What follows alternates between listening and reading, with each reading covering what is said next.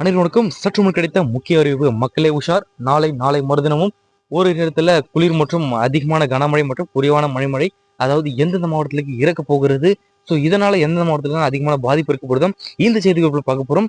குறிப்பாக நம்மளோட சேனல் இப்போ வந்திருக்கீங்கன்னா மறக்காம சப்ஸ்கிரைப் பண்ணிக்கோங்க. பக்கத்துல இருக்க பெல் ஐகான் கிளிக் பண்ணி ஆல்ரெடி பண்ணிக்கோங்க. அண்ட் முக்கியமான விஷயம், வீடியோ ஸ்கிப் பண்ணாம பாருங்க. அப்பதான் நான் சொல்ற தகவல் என்னன்ட்டு உங்களுக்கு வந்து முழுமையாக சேரும்.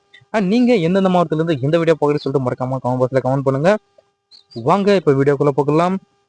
அதாவது பசி போக்கும் உழவு தொழிலை பாதுகாப்பது தொடங்கி திடீர் புயல் வெள்ள அபாயங்கள்ல மக்களை காக்கும் ஒரு பேரிடர் மேலாண்மை வரை தமிழ்நாட்டினுடைய ஒவ்வொரு அசைவையும் வழிநடத்தும் ஆற்றல் வானிலை ஆய்வு மூலக்கு தகவல் வந்து கிடைக்குது. ஸோ இந்தியனுடைய வானிலை ஆய்வு தளம் என்ன சொல்ல வராங்கன்னா, ஸோ கடந்த வானிலை பொறுத்த மட்டும் அந்த கன்னியாகுமரி, அந்த பார்த்தீங்கன்னா கன்னியாகுமரி, ராமநாதபுரம் அந்த மாவட்டத்தெல்லாம் தொடர்ந்து குளிர் வந்து வாட்டி வதைத்த நிலையில தற்போது சென்னை மற்றும் அதன் சுற்றுவட்டார பகுதியிலும் வானம் வந்து ஓரளவு மேகமூட்டத்துடன் காணப்படும் எனவும், ஸோ இதன் பொறுத்த மட்டும் டிட்வா புயலுடைய காரணமாக ஏற்கனவே அக்டோபர் மாதம் பார்த்தீங்கன்னா அதிகமான புயல் ஏற்பட்ட நிலையில புயலின் தாக்கம் இன்றும் தமிழகத்துல கொஞ்சம் கொஞ்சமாக நெருக்க வாய்ப்பு இருப்பதாக நிபுணர்கள் ஆய்வு செய்து வந்த நிலையில ஸோ பனி மூட்டம் தான் அதிகமாக இருந்து வருவதாக இந்த செய்திகளுக்குள்ள வந்து சொல்ல வராங்க.